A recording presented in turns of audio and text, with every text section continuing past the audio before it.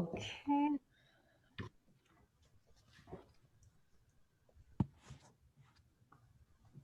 I like that better.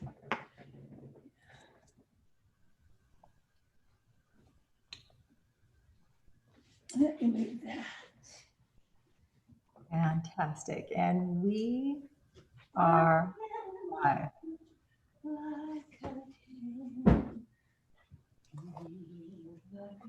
Okay.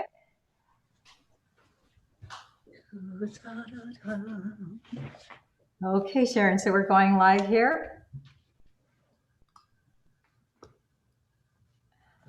Welcome to Love and Money Secrets TV. I'm your host, Dame Lillian Walker, and with us today we have the author of A Call to Power, The Grandmothers Speak.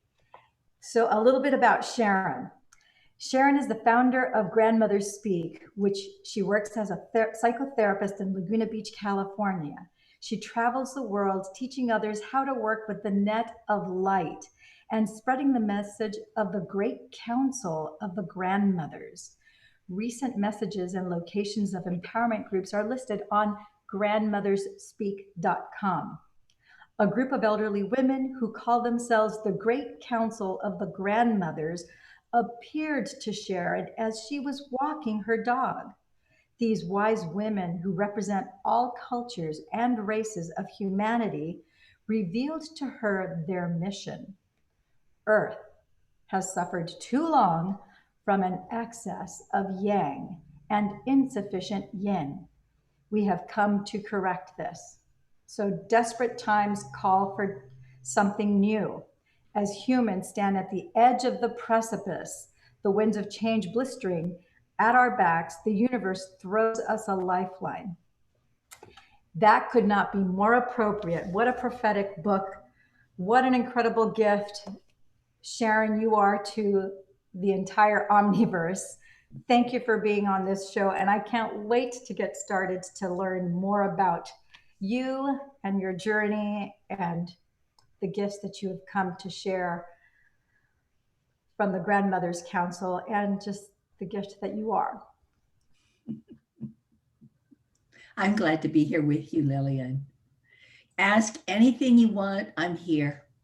Well, before we dive in deep into this, so our audience gets a little familiar with you, tell us first, where were you born? Do you come from a small family? Are you an only child? And then we'll dive in deep into A Call to Power. Okay, I come from northern Indiana, LaPorte, little town, and a small family, just a brother. He and I are the last of that family. And I have 2 children and a husband. And until a month ago, I had my beloved dog as well, but now Louie is gone. And we moved from Laguna Beach. So we're in Northern California now. I grew up in the Midwest, born in the 40s. So a very traditional community. Everybody in town knew your business, knew everything about you. Oh, yes. And that was just how life was then. I went to college, began to travel then after college. It was very cheap to do that. So I traveled around Europe, settled in New England, met my husband. We then came out to California and have been here ever since. Wow. And what led you, did you decide when you were in high school, or was it through your courses of study in college that you decided to go into becoming a psychotherapist? Not really. I just sort of stumbled into one thing after another. You could do that then. It was very easy to segue in from one profession to another. I became what was my first job? Oh yeah, I was a social worker at a hospital. And then I became a teacher. And then I was a teacher for a long time, and I kept getting assigned to juvenile delinquents. So I thought I was going to teach Shakespeare and all that because I loved literature, but no, I got the juvenile delinquents. And so I had to work with them about how to live. So then that pushed me into becoming a therapist. I was a therapist for many years. And then um, I was always in hot pursuit of God. I wanted to understand why we were here, what this world was about. I couldn't be satisfied with traditional religion. It felt confining and claustrophobic to me, and it didn't feel like the whole truth. And so I was always looking beyond that.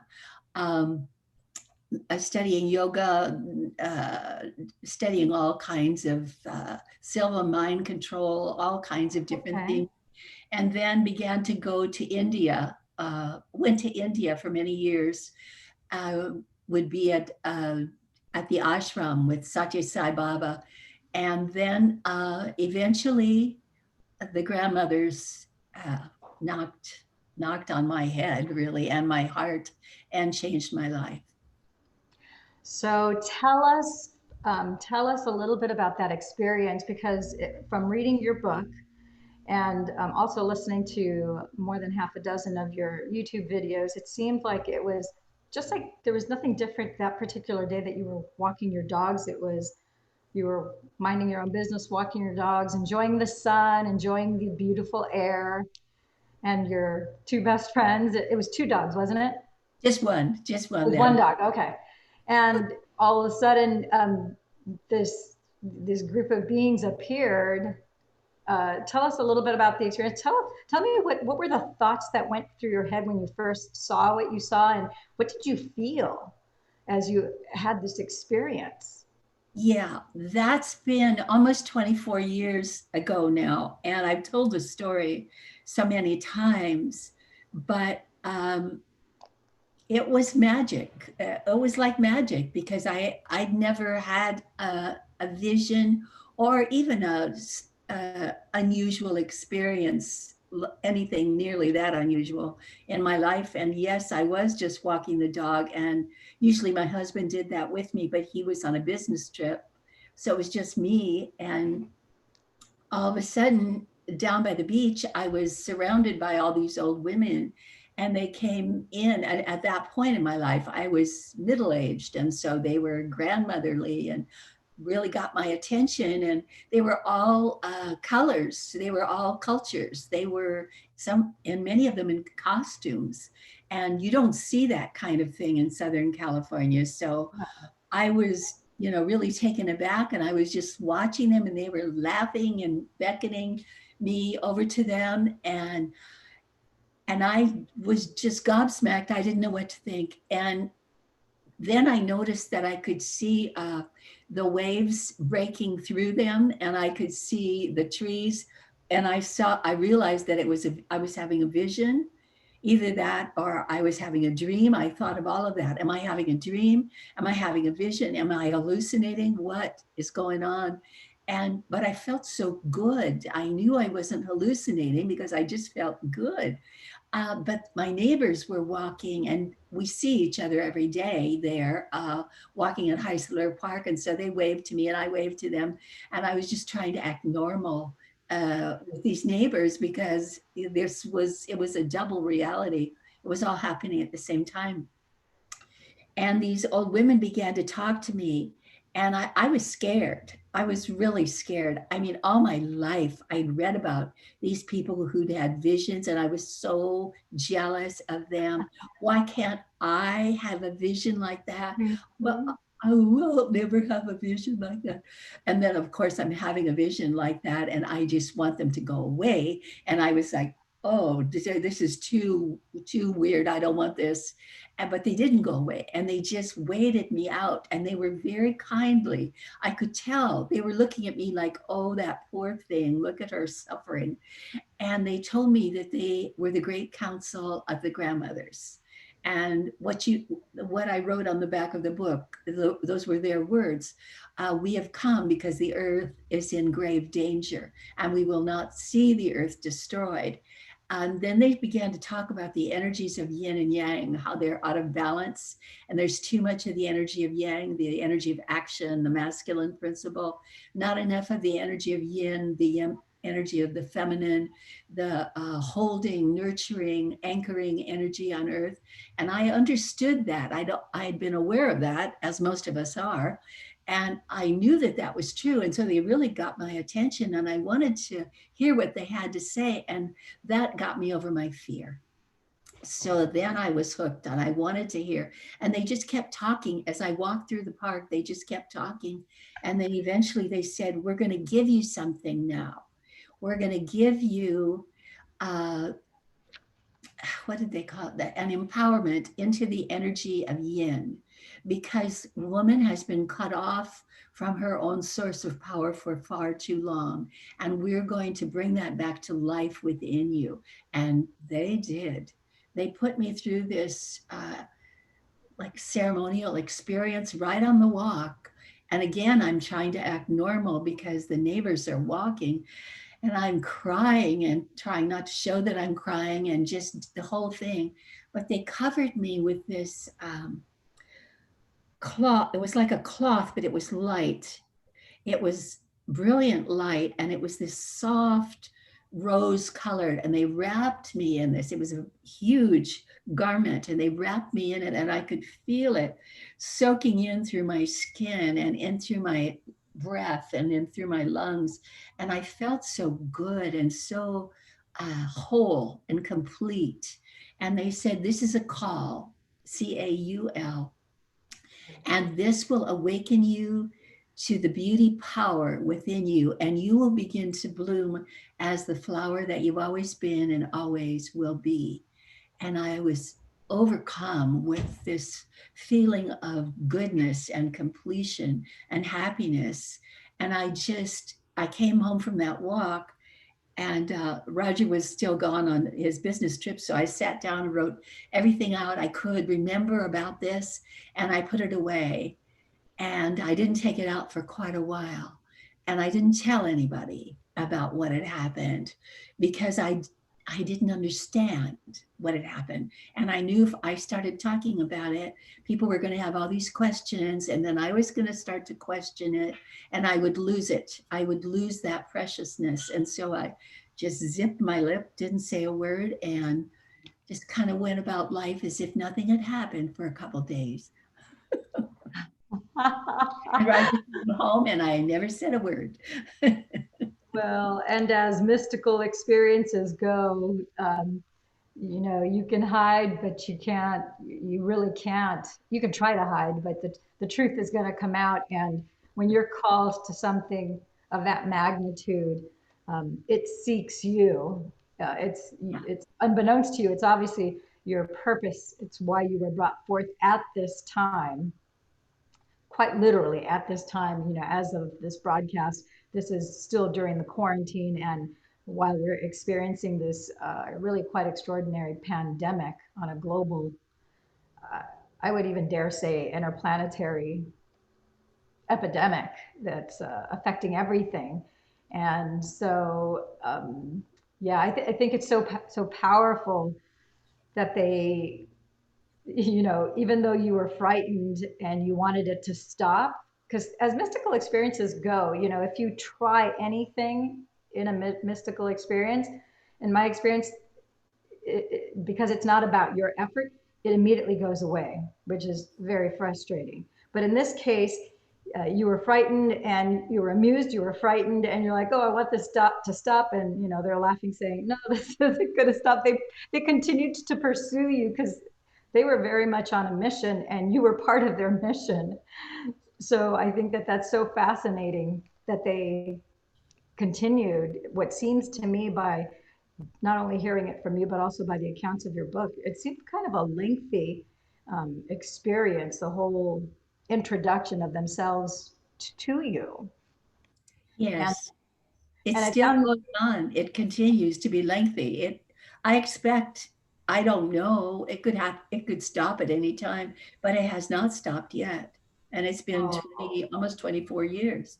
well, I suspect this is something that it's going to go beyond your lifetime. I think this is, I think this is it. Again, you were, for better, lack of a better word, when they put that call upon you, that was your investiture. Much like when the Queen or Her Excellency knights you, and they put the sword on each side of your shoulder, and then they give you, in your case, it was a call, which I think it's funny. I find words, there's so many things that are hidden and revealed within words if we pay attention.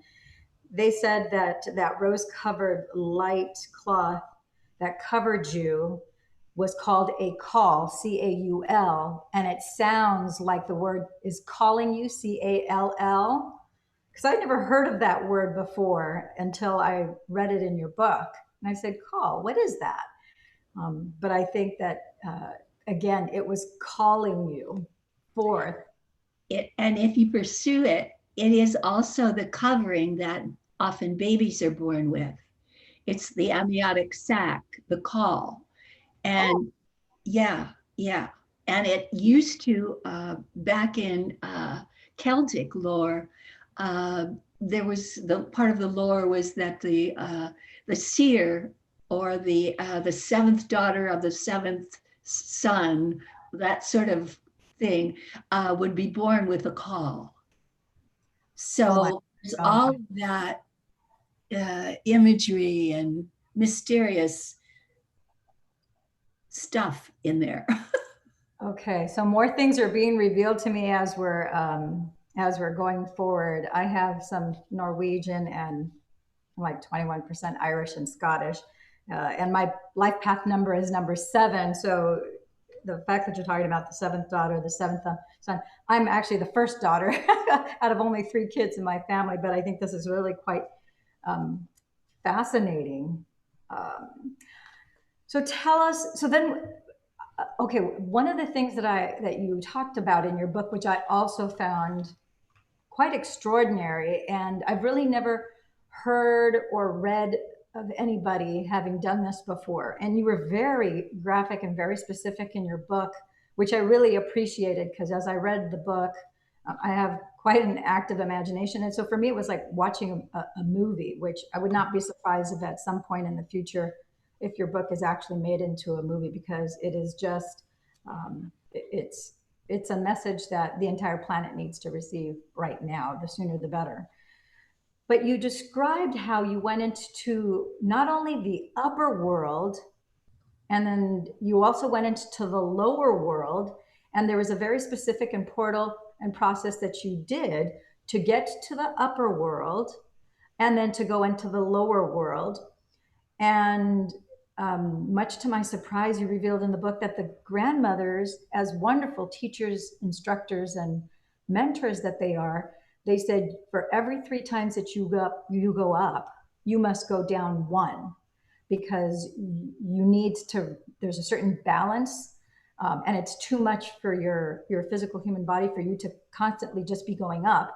So you were required, and they told you not to deviate from that, and to please go up, up to the upper world 3 times. And for every 3, you had to go down and ground yourself 1. And then you talked about the consequences of not paying attention to the numbers, because you, as I would definitely, not only I would be, but I am right now, I kind of feel like this is a vicarious experience, because I'm really hungry and eager to learn and acquire this knowledge. What drew me to your work and to your book, there's the aspect of healing, because my purpose is to help not only heal people, but guide people to heal themselves.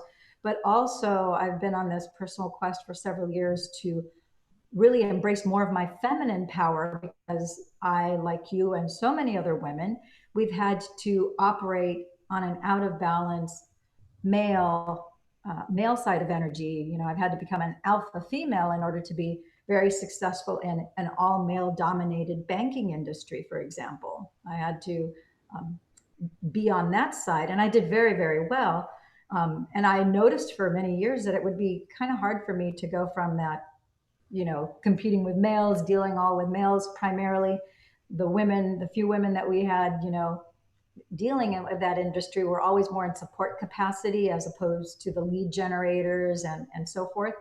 And so then to come home, you have a husband and you have kids, it is a transition. And I wondered about it, earlier on, but it really hasn't been until probably the last 7, 8 years where I'm like, I have to pay attention to this. I don't really know how, but I got to really pay attention to how this operates. So talk a little bit about the tell us what the upper world is, because most people haven't read the book yet, and tell us what the upper world is, what the lower world is, and kind of go from there if you wouldn't mind. I will. You've got two things going.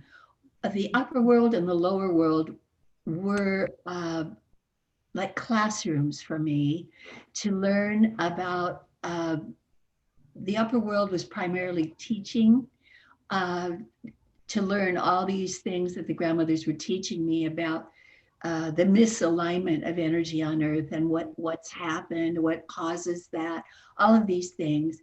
And then the lower world was, I also learned a great deal there, but it was about healing and grounding, and really so that my body could assimilate and take this ride, because it was very high frequency, increasingly high frequency, working with the grandmothers. And I had to be able to anchor that or I was of no use. And also I would get sick because that high frequency energy, if you can't titrate it down into your blood systems and your lymphatic systems and all of that, you get sick. And so they were, they guided me to shamanism as a way of learning about them. And I needed, and that's the upper world and the lower world, working in those two methods. I needed a way to bypass my mind because I have this kind of yes, but mind that's always, you know, yeah, Yeah. that's fine. I get it. Yeah, but always asking questions and going around in circles like a hamster in the wheel. Mhm. And I had to learn from experience. And so they had to blast me out of my addiction to mental learning and go into, you will know, they would say, you hear and you forget, you see and you forget, but you experience You and never. you remember. And I even remember the member, your coming together in your member your members. So I had to do it that way. But what they were also teaching me about, they are this penultimate teachers. They never miss a trick and they never miss an opportunity. They were beginning right from the very beginning to teach me about the difference and the confluence of yin and yang. The energy of yang is the energy of the masculine principle, and it's the energy of going forward, seeking, breaking new ground, new ideas, inventions, and when it's all yang, yang, yang, yang, yang, yang, yang, yang, like our lives are now, it goes into violence because it's happening too fast. Uh, it's like Yeats said in his poem, the center cannot hold because there's no ballast, no yin force to hold that. And so I began to learn what you're describing of the hunger that you had to really feel your feminine power. You had learned that you could make it in a man's world. You could yangify yourself as much as you needed to and become as yang as you needed to in order to succeed in that man's world. But for a woman, that's not a restful place to be. It's debilitating. And you wanted more than that. I did too, but I didn't know I did. And they began to teach me of the tremendous power of the energy of yin and what that really is and what an anchoring, upholding force that is for the planet and for ourselves. And how, as a woman, I could become aligned with that and really live in that place so that when I went forth to do the doing, which is the yang principle, I would do it from this place of being rock solid, really grounded. And that's been really so beyond measurement value. It's so valuable. Um, and all the women who are involved in this work now would attest to that. What this having a use of and a handle on this power of yin has done for them and done for me. It's an enormous gift. And then what that gift then does for our families, for our communities, it's we become anchoring rods for the world. And that's, I think, I mean, it's very apparent, the design that the divine energy, God, the great creator, the great I am, whatever people's, I don't, this is not a religious program, so, and we're not political, we don't care about politically correct here. We care about being in integrity and expressing the truth and helping people further along, collapsing the time frame so that they can get to the truth and be able to apply it for themselves, so that it's for their good and for the greater good of all. But it is amazing to me how, as I continue my studies, not just in the healing arts and in medicine and science, I see the exactitude and the precision with which the divine has created everything in balance. And then with that, pluralistically, I can also see how man's intervention in ignorance, thinking that they're a greater intelligence, that they're making some things better. And because they're not paying attention to the balance, some things are not better. They may appear to be better, and maybe for a short time they're better, but over the long haul, it backfires. And I think that's part of what we're experiencing now. I don't think there's a person alive on the planet that would say that, the whole women's liberation movement of the 60s, and how women, during World War I and World War II, because men went out to war, and they had to become the providers for months at a time, maybe even years. They had to provide for their families. So a necessity was born that they had to be the provider. And then, of course, the women's liberation, movement basically tried to make us into equals. Um, it was all well intentioned, but a lot of it was in ignorance, not paying attention really to the divine design. And women and men, in order to be healthy and to be balanced, like the grandmothers are saying, we do have to have a yin yang balance. And the yang balance is way, we're probably at 80 or 90% yang and only 10% yin. And we need to bring that in balance, not just for the women's benefit. It's the men too. Men suffering a great deal too, but they don't know it. And women have been suffering. I think a lot of women realize that this is not exactly, something's got to change, but they don't, oftentimes I don't think that they realize that it's the feminine energy. And a lot of them get sick, and they have ovarian disease, uterine disease, breast cancer, and a lot of the different feminine cancers and so forth. I think it's, that yin energy is so out of whack that they're very out of touch with their feminine. um, Yes, what are your thoughts and your feelings and your experience about this? absolutely, absolutely.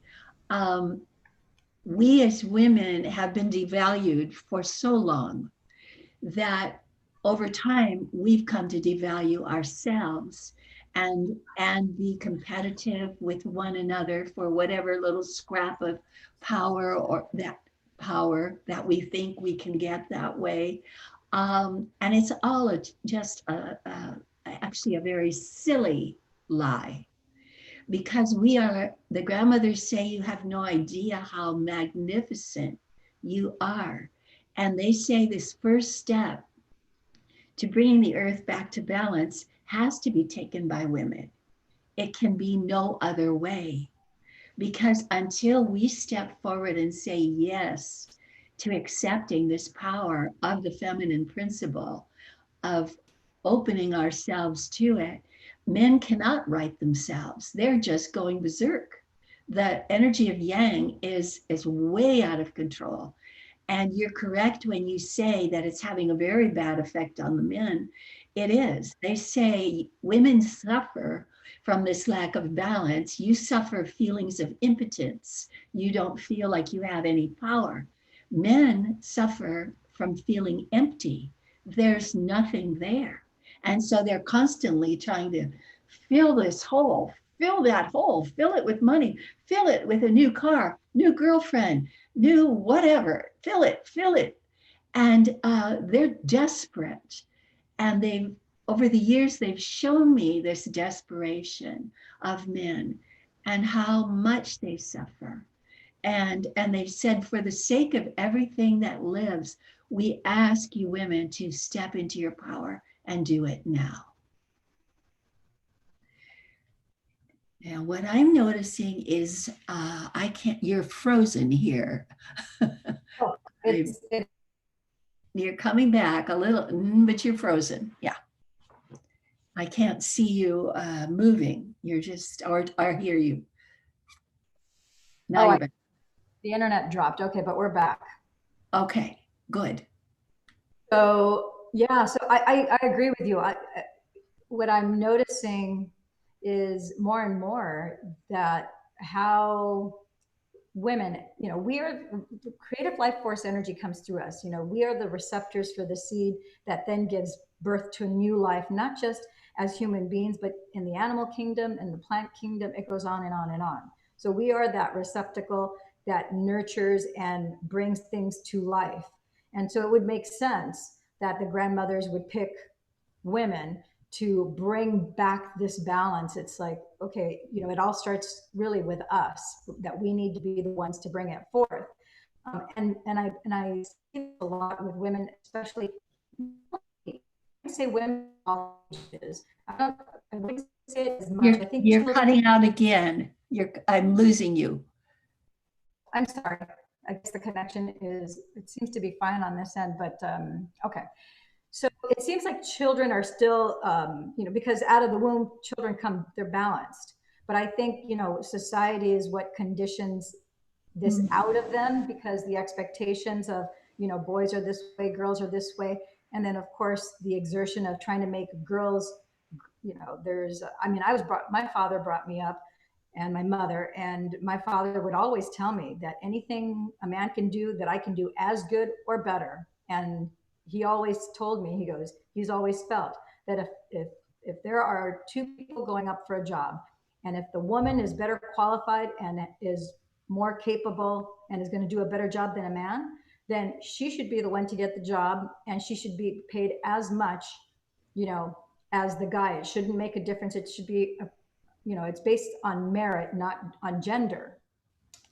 And that being said, there's, of course, there are nuances about, I remember when I was a senior in high school, or even going through college, where sometimes, because, he brought me up to be an independent woman, and my mother was a fairly independent woman. She was, I guess I never thought about it much until I got older, but I guess it wasn't that common for women to travel by themselves in the 60s. And there was a show called That Girl that showed Thomas as an independent modern woman, and she had a job, and I guess she traveled all over. And I guess that was kind of unique. So I guess my mom was kind of a trailblazer in that regard, because she traveled all over the planet by herself. And that's actually how she met my dad here in California. And so I never thought about that too much. But that being said, there is apparently some sort of concern on my dad's side, because when the first time he mentioned it to me, I was a senior in high school. And of course, I was a straight A student, valedictorian, winning all these scholarships. I was very driven. And he said something to me, which I thought was kind of peculiar, because he never had mentioned it before. And he said that men needed to be needed, which didn't make any sense to me, because I'm just minding my own business. I have all these goals. I'm very driven. I'm like, I'm going to be at the top of my class. I'm going to get into, which I did. I only applied to 2 universities, and I got into USC. I got into UCLA, and I'm like, okay, so been there, done that. I'm going to be a doctor. Da da da da da. And he started cautioning me, maybe because he started realizing that I was becoming a young woman. But he started cautioning me, saying, you know, men need to Don't be, scare all those men away, honey. Yeah. yeah, men needed to be needed. And I'm like, well, why would men, I don't understand why would men need to be needed, but okay. And so that kind of stayed in the back of my mind. He didn't give me, you know, he was a man, so he couldn't really tell me, I guess, certain things, even though I had a very close, I still have a very close relationship with him. He's been one of my greatest mentors. But I think what he was trying to tell me is that you don't want to outshine a man because, of course, men are providers, they're protectors. They like to profess their love for you when a man falls in love with you. But if a man, I guess if you are too or then they will feel like your competition, perhaps, or that you're, I don't know if they would feel that you're threatening, but I guess some men would feel that you might be a threat. So, like I said, it That's wasn't certainly until, a story we know very well, isn't it? Yeah. Now you're frozen again, just so you know.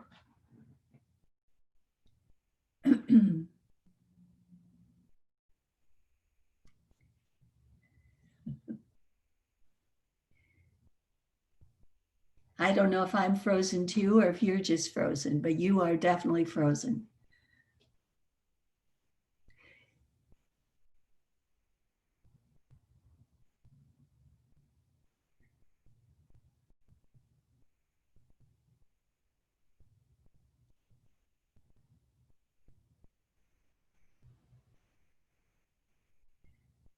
I'm the host now. Okay. I guess that's what it's saying. Um, I hope you're here, but no, you're not. There you are. You're back. I don't know why the internet just completely dropped. I apologize for that. Oh, Um, wow. I wanted to say because you've only gotten a certain way in the book, and I'm working on the fourth book now. There are three others. I'm working on the fourth one. There are uh, groups all over the world now that practice the grandmother's teachings and work to live the grandmother's message, to bring this energy of yin up for, and the grandmothers ask us to do it for our sake and for the sake of everything that lives. And so we do that. Also, this last book that I'm working on now is about, I hear you a little bit, you said but you're frozen. there are, Yeah, your face is totally, yeah, it's a beautiful face, but it's a frozen face.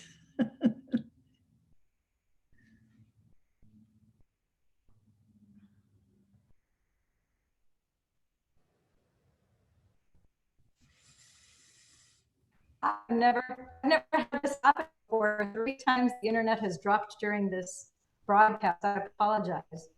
Well, I see myself and I see the photograph of you, but do you want me to keep talking or whatever?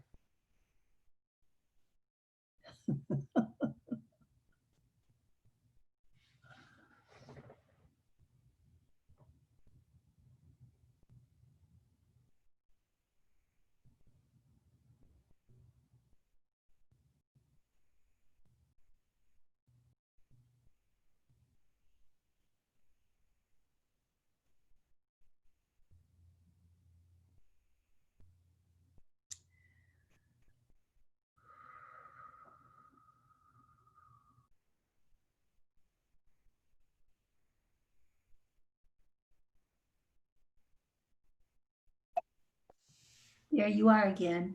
Yeah, that's the fourth time. I don't know what's going on, but if we couldn't hear what you said, this is the first book, and you've actually there's three others, and you're actually writing the fourth. Yes. And what I was going to tell you about the fourth book, it's about the return of the mother. You see, these are the times that have been foretold when God the Mother will return to earth, when it will be the absolute end of patriarchy and a meshing of yin and yang, of the feminine and the masculine, in ways that have not existed on earth for a very long time.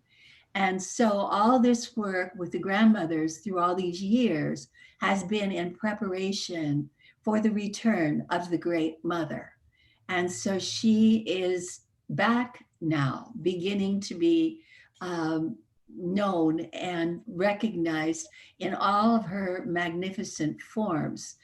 And the bringing the energy of yin into harmony with yang was part of the forerunner for her. And the grandmothers have said that they are the forerunners for her. Before the mother comes the grandmother. And the grandmothers have come to awaken us, to open us to the ability to really, so that we can open to the presence of the Divine Mother and not be just locked down with only a Divine Father, but to have both of our divine parents. So you have that integrity. So let's talk a Yeah. little bit about that. I just did a Dr. Joe documentary, and I featured a lady called Lana Dubinsky. And one of the reoccurring patterns that I'm starting to see, not just with women. I mean, I noticed it first with myself, and then of course I'm starting to realize this is a kind of an epidemic separate from the one that everyone's talking about right now, where where life circumstances, trauma, and society have created a condition where we're walking around with closed hearts. Mm. You know, one thing is to have a broken heart, the other thing is to actually have a closed heart. And so that drive of operating as a woman, but being in a yang high state for an extended period of time does lead you to have more of a closed heart, along with whatever life traumas and circumstances that hit you. And it's the only way that really you can truly connect with the divine and to really be in your complete feminine power. And also for men to be completely in their divine masculine power is to first, you have to have an open heart. That's the only way to the divine is with an open heart. Having, you know, that heart and brain coherence is what connects us to the source. And that's, you know, that's the foundation, step one. And so I didn't know that particular aspect because I've always been very, always thirsty for God and understanding all the mysteries of who, what, why, where, when. And I've always had an overly curious sense of being. But back in 2010 and 11 and 12, I'm like, okay, I know I need to live my life with an open heart, not knowing that my heart was closed, just knowing that I wanted to live with an open heart, had no idea how am I going to do this? What do I actually have to do to live with an open heart? I just know that it would be good for me if I were to start operating with an open heart. And then little did I know that all sorts of things, now looking back, I realized, oh, wow, that was like the end of a chapter and the beginning of another chapter and all these. It's like my life is unrecognizable, you know, November 1st, 2010 to basically today. So elaborate on your experience with the open heart and so forth. It's a process. And as you've discovered, you've been on it a lot longer than you thought you were. It's been operating, and you have been, once you have that desire, you know, I want an open heart, that's a sincere prayer. The universe hears that sincere prayer. And it is said that the divine cannot resist a sincere prayer like that. Mm-hmm. And so it begins then to take you along the path of the open heart and gives you the opportunities for that to happen. And there are many, many things that help you along that way. And every one of them will bring you more and more into this place of love and loving and allowing the love to flow into you. The grandmothers tell us that we don't usually allow ourselves to receive as much as we need, as much as we want. And so they say, we will be continuously increasing your capacity to both give and receive love. And so all their teachings are about that, everything they do. And they are not the only teachers who are teaching in this way, of course.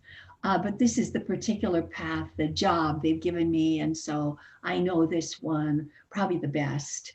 And it's worked that way for me, and it's worked that way for everybody who's involved with this work. Mostly women are drawn to it. Maybe 10% of those who are drawn are men, and the rest are women. So when we have these gatherings around the world, gatherings of the grandmothers or net of light gatherings, we call them that more often now. Usually, we have a couple of hundred women and maybe 20 men. So it pretty much holds to that 10% at the most.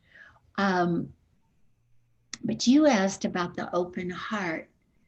Everyone's path to an open heart is different, but often it has to be broken a little bit because Yeah. A lot of it. I was trying to be kind there. We set Yeah. up a lot of walls that we don't even realize that we set up in our love relationships, in our friendships, in our families, with ourselves. We're often very, very cruel and judgmental with ourselves. Hard for us to just love ourselves, as Mr. Rogers says, just the way we are. Hard for us to do that. And I found that grandmothers are just relentless in their ability to find that little open door, to scoot that message in under the rug, to get it in some way where you least expect it. And I've always noticed, and I have to laugh, and I do laugh at it. I'll think, I'm going to the grandmothers because I need to learn this.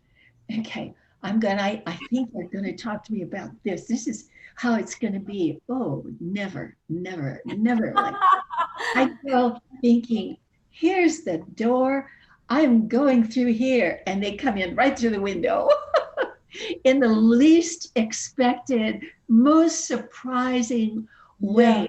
And it's shocking, it's delightful, Delightful. it's astounding, but that's how they get you. And I think that's why I had to, I had to learn shamanism because it was so beyond my brain. There was no way I could figure it out. It was totally weird and out there. And my, uh, formulaic brain could not cope with it at all. And so they would shock me with all these, the books are full of them, all these experiences that it would just take my breath away. I had no idea what was happening or what was going to happen next. And because I didn't, I had to pay attention and get it. And I did. It was like, oh, you know, I never see it coming. I never see it coming. And now I'm very grateful. And I'm watching your eyes as I'm talking. You know exactly what I'm talking about, don't you? Yeah. Well, yeah. So it's interesting that you say that because last year I went to a monastery in Cancun. Dr. Joe Dispenza ran a 7-day event there, and because I had been hit by an Orange County Transit Authority bus while riding my bike. I had suffered a traumatic brain injury, neck injury, back injury, laceration on my right leg, suffered a nasty scar. So I had things that I was still healing from. But because I've been a meditator for years, and I do have a spiritual walk where my father's an ordained, now retired Presbyterian minister. I have a Judeo-Christian Catholic background.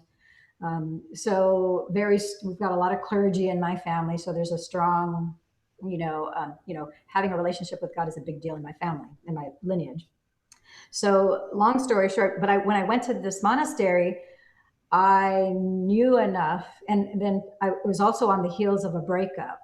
Uh, 3, 4 months before I went to the monastery, I had just broken up with my boyfriend. I've only had two boyfriends. The first one was my college sweetheart. We were married for over 2 decades, got divorced back in 2016. And then I had this boyfriend who I thought it was, I had a strong connection with him. So I thought it was going to be a long lasting thing. And it came to an abrupt end. So I was really hurting all over emotionally, spiritually, psychologically, and physically from those two things. So when I went to Cancun, I said, yes, I would love to heal these things and heal my heart, but whatever the divine wants to work on, I am just open and receptive to whatever it is the divine has in store. The divine, my heart, my desires, my wishes, my goals. So I'm just showing up and I'm going to just be here to meet you and just to receive.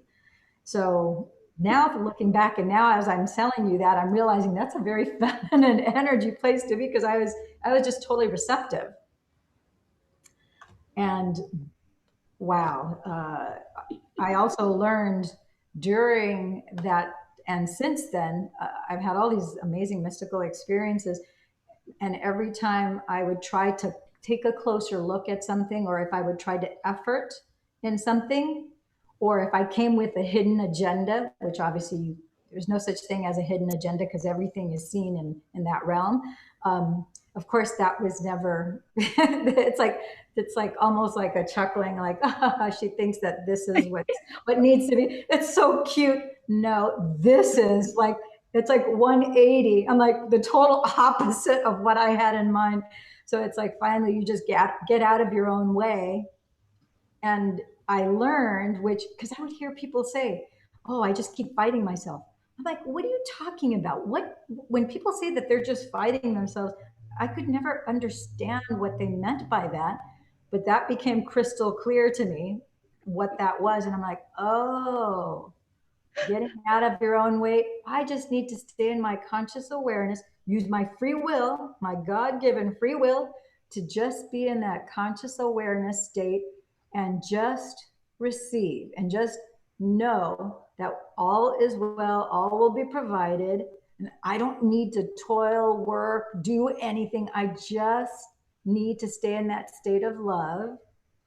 And if doubt starts to creep up, that's me fighting myself. That's my little ego that's trying to, quote, allegedly keep me safe, but that's just a lie. So shut up, ego, shut up, brain, body, do as I say. We're just going to stay here in conscious awareness. And I'm just going to do the most loving thing that I can for myself, which is just to be present there with the divine. The divine, I could never I could never imagine anything as extraordinary as whatever it is that it's going to bring me. And so, yeah, that's why as you're saying what you were saying, I'm like, oh, yeah, because we really have no clue. We really don't know what we're doing. That's the honest truth. But Yeah, the divine knows we're babies, and we're, the divine is pure intelligence, pure, and we are that also. We are, but our personalities aren't. yeah, we're there for contrast. Yeah, Wow. So what's the difference? So you said there's three other books and you're currently working on your fourth book right now, right? they're sequential. Okay, They so there's a bunch. follow as the books are just straight up whatever the grandmothers have taught me. And from reading the first one, they don't mess around and they don't hold back. And I've learned that neither do I. So whatever happens, I give it all out, and the good, the bad, and the ugly. And this is what happened. And, you know, blah, blah, blah. And then it leads, and it leads. Yeah, And it's always growing. I could see that there's a growing progression in the book, there, there and is. the mothers, both the grandmothers and also you as the vessel that this is coming through. It's like you're all straight shooters. There's a lot of grace, there's a lot of love, and it's just pure integrity and truth. And um, and it seems like my sense is that there's that people that come into contact with this book, that somehow people have been hand selected, and it's like to magnetize. It's almost like, you know how when you're a kid you play with those magnets that are kind of U-shaped and they're red and they're silver, and you have the lot of iron that's sitting on a plate, and you take the magnet to the iron bits. The longer you keep the magnet there, the more it draws the iron, and then you can pull it That's up, and it's exactly right. Yeah. I kind of feel that this work is like that the grandmothers and you are like that magnet. And so we're all the little bits of iron that are spread throughout the globe. And as Yes, we keep on putting the magnet on the earth, more and more bits of iron, there's no limit to how much iron can be attracted by the one magnet. And so that's I think right. That's that's right. what's happening. Yeah. The grandmothers say no one comes to this work unless we call them. Yeah. So, and if you are here, it's because we called you. So that would apply to you as well. Yeah, this is so So, beautiful. I could talk to you for hours, and I'm sure someday soon we will be meeting together. I go to Northern California. I have two sons that live up in San Francisco, so I would love to arrange, stay I'm in going to say, God permitting, I would love to come up and meet with you face to face. And stay in touch with me. And what I can do is I can send you the grandmother's newsletters, and that'll let you know. Like I do these YouTube Zoom things with lots of people twice a month now during this COVID thing. There are things like that, and you could do whatever you wanted. yeah, I would love to. In fact, I know you just had one on the 12th.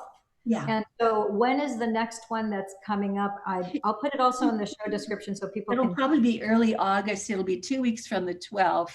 I just Okay. do it every 2 week on the Sunday. So I would think that it'd probably be the first Sunday in August.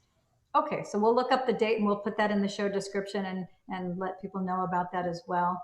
Yeah. Sharon, this has been such an honor, a blessing, and what a gift for you to be on the show today. I know we're just barely scratching the surface, but I know that this is a very much needed message. I'm so excited for you and with you. From a quantum physics perspective, I know that we are quantum entangled, so we will know each other forever, not just limited to this earthly walk, but for eternity. And I am just thrilled to pieces that we were able to come together through the magic of the internet. And this is really sacred work that is going to heal men and women and children who haven't even been born yet in ways that we can't even begin to put into words.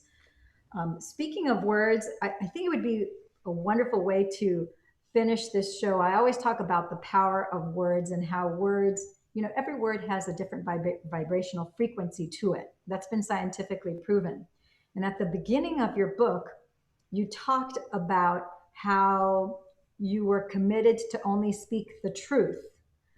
And then you had a physical experience with a dental situation that happened to you. Would you share what happened and the insight that you had after you spoke the words about speaking the truth, and then that? Because I Yeah. think that is a good representation about the power Yes. of words. I had had a very moving weekend working with this woman I love very much.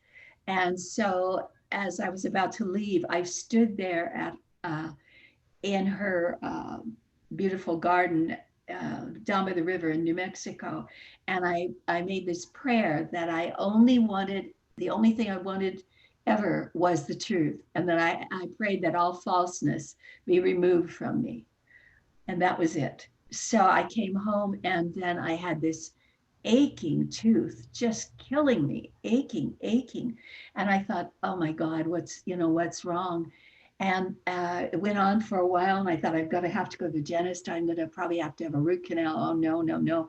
And then I realized, oh my gosh, the thing that's aching is a false tooth. And then I remembered my prayer in New Mexico. And as soon as I remembered that, I said, oh, I meant anything false within my psyche, that be removed from me. And then the aching stopped and I was saved from myself. But see, that I think that is so powerful because the divine was letting you know how powerful you truly are as a creator and the power that your words have. And once you really clarified your intention, then it was so. And so it is. And so it is. All right. Thank you for being on Love and Money Secrets TV. I'm your host, Dame Lillian Walker. This has been Sharon McErlane, the best-selling author of A Call to Power, A Grandmother's Speak. Please pick up her book. Start with book 1 today. If you're watching this broadcast right now, this is not just some sort of happenstance. This is on purpose, on time, with the right people, at the right place. And pick up this book on Amazon, pick it up on Kindle. That's where I picked it. I bought it on Amazon literally the next day I had it. And I have 2 chapters left to read. I'm on chapter 16. You'll not want to put it down once you start it. And you're going to feel probably the same tug I did. You're going to want to read it as fast as you can to get all the information. And then you're like, oh, I got to slow down because then you're going to want to meditate on every chapter. So then savor the book. Thank you, Sharon. Thank you. Thank you very much. Okay. Ciao. Ciao for See now. you on the net of light. See you on the net of light, indeed.